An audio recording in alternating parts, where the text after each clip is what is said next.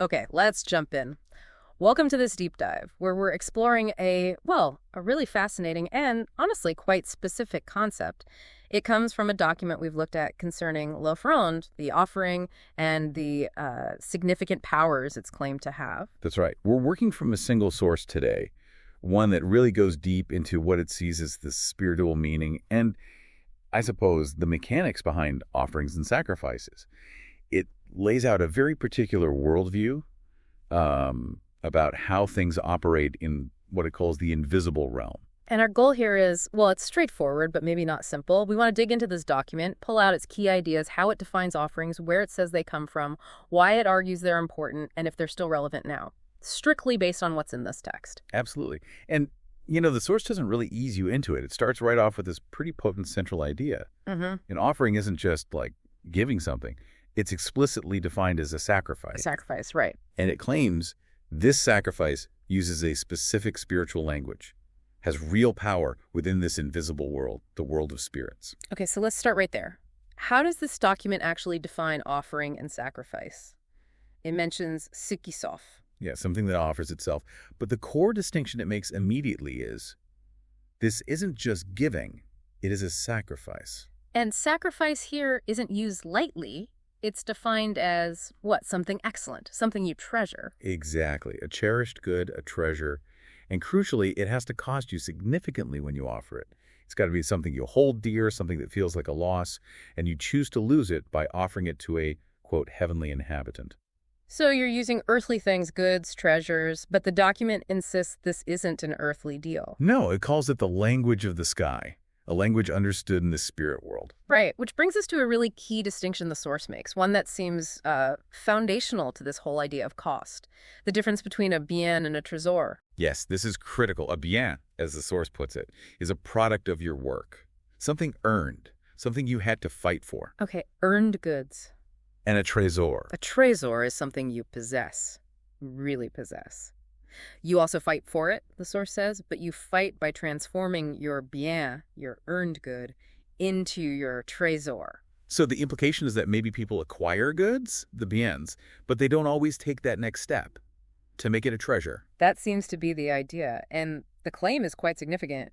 Real assurance isn't just piling up goods, it's in the act of transforming those goods into your treasure. Why does that distinction matter so much in the context of offering?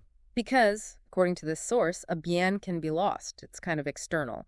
But a trésor, because you possess it so deeply, is part of you. Ah, I see. And that connects directly to the sacrifice. Offering of a bien is giving a sacrifice. But offering a trésor, that's like giving yourself in sacrifice. It's about the depth of the cost, the personal investment. Wow, okay, that's a heavy concept. So the offering is a costly sacrifice, maybe even of yourself via your treasure. Where does the document say this whole idea even comes from? It points to some maybe surprising origins, starting with love. Yes, love with a capital L, presented as the Creator's fundamental nature. The source interprets this through actions like giving without expecting a return of pieces. Free will, leaving doors open, second chances. Right.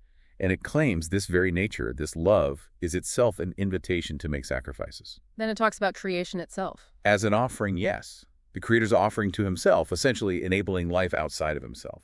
So creation becomes the second offering in this framework. And a third origin point mentioned is the law of the closest relative, also framed as a sacrifice. Exactly. It claims Adam's closest relative has the right of redemption over him, and the price, the ransom, is blood. Specifically non-guilty blood replacing guilty blood.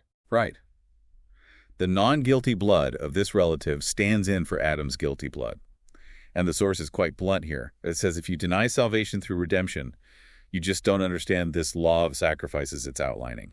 But that raises an obvious question the document tackles. How can a spirit, this closest relative from above, give blood? Spirits don't have bodies. Well, the source points directly to Scripture, John 1.14, Hebrews 10.5-9, interpreting them as the Word was made flesh, meaning a body was specifically prepared so this relative could have blood, his own blood, to do the Creator's will. That's a very specific reading, connecting the spiritual concept to a physical reality. Yeah. And it doesn't stop there. It extends this offering idea to relationships. It does, yeah. It claims, through this lens, a husband is an offering from God to his wife. Spiritually, he's seen as her closest relative. And it links this to biblical instructions about marital roles. Yes, Ephesians 5, Colossians 3, husbands' love, wives' submission are brought in as related concepts. And parents, too.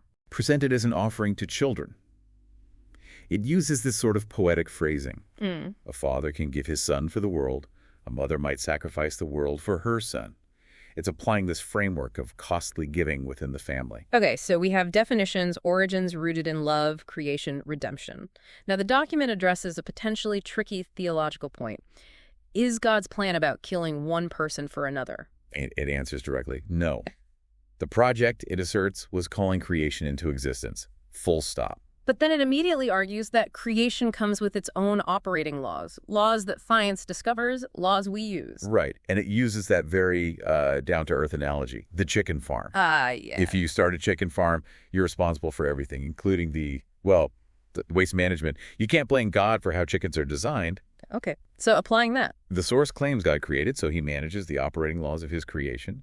And a key one it introduces is this law of regulation. Without the shedding of blood, there is no forgiveness. And God manages this law for stability. That's the claim, to maintain creation's balance. And the closest relative coming in a body, saying, I come to do your will, is seen as fulfilling this necessary law.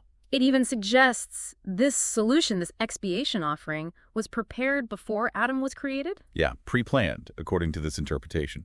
So, given all that background, what does the document claim is the actual importance, the power of making an offering today? You mentioned the language of the sky earlier. It comes back to that. The offering is the language of the sky, the communication method for the invisible spirit world. It cites Hebrews 11.3, the visible coming from the invisible, to argue that spiritual decisions manifest physically. And because the offering speaks in that realm. It has power. And here's a really bold claim the source makes. God doesn't really act today. Not in the sense of initiating new things. He acted, it says, in creation and redemption. So now he reacts, according to the source. reacts to what? To the language your offering speaks. That's what gets God's attention, makes him respond. It uses Solomon as an example. His numerous offerings supposedly made God react to his requests, citing 1 Kings. Okay, what specific powers does it list? First, it's a carrier of burdens. It claims the offering literally carries your prayers, supplications, even the success of projects into that spiritual realm. Carries them. And second, a door opener. Through its language, the offering supposedly prompts God to connect people who need to meet. It calls them destiny helpers. Destiny helpers. Yeah, people outside your family used by God, it claims, to bring you what you desire. And it mentions tithes as well. Briefly, yes. It says the offering carries tithes, but flags that for more detail later in the source. Okay, so if the offering carries things and opens doors, how does it get carried? And who receives it? It says offerings are carried by praise. Praise is the vehicle, so to speak. And there's a warning, too, right? About regretting it. A big one. Regretting the offering cancels its power, nullifies its language. And if your request isn't met, the advice given is to increase the offering or repeat it. Now, the receivers, this was specific. Heaven only receives them through toshbes. Toshbes, yeah. Plural of thishbite. And what does that mean here? The document defines a thishbite as someone with no earthly inheritance. Examples given are Elijah, but also generally men of God, the poor, the unfortunate, those without worldly ties or claims. And there's that instruction about the skin of the offering. Right. Give the poo skin of the offering to the servant of the divinity you choose to represent you. It suggests a tangible aspect goes to an earthly representative, one of these toshbes, while the essence goes upwards.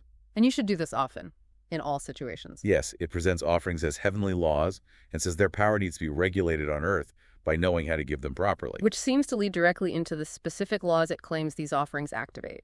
Representation and substitution. Exactly. Key mechanisms.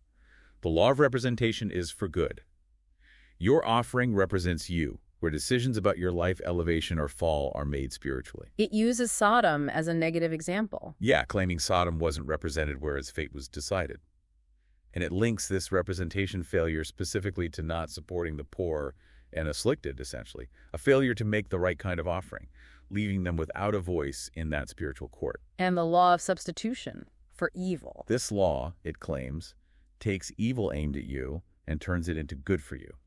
It supposedly makes the trap fall back on the one who set it. It cites Proverbs, Ecclesiastes, What examples does it give for substitution? powerful ones. The bronze serpent in Numbers looking substitutes for the bite. Jesus on the cross in John 3 believing substitutes for perishing. And the offering connection. The claim is that your offering can make someone who wished you harm become your substitute for the very harm they intended. They take the hit, essentially. Let's go back to representation for a moment. The document seems to emphasize this one, even claiming it has priority. It does. It connects it back to Adam being made in God's image, seen as an initial sacrifice by God. This, it says, gives man a closest relative with redemption rights. Okay. And man is represented spiritually by 3 laws: blood law, ancestry heritage, covenant law agreements, and offering law, which is representation. Blood has memory, you're a product of that, leading to debt or covenant. But representation is different, above the others. That's the extraordinary claim, yes. It says representation judges you not on blood memory or covenant status, but on how you treat other people right now. So if you have issues from your blood memory, but you treat others well. The law of representation, activated by your offering, how you treat others, judges you on those present actions. It can potentially override the past's limitations or claims. That's the assertion. And how is this law activated? By choosing someone to represent you in heavenly places.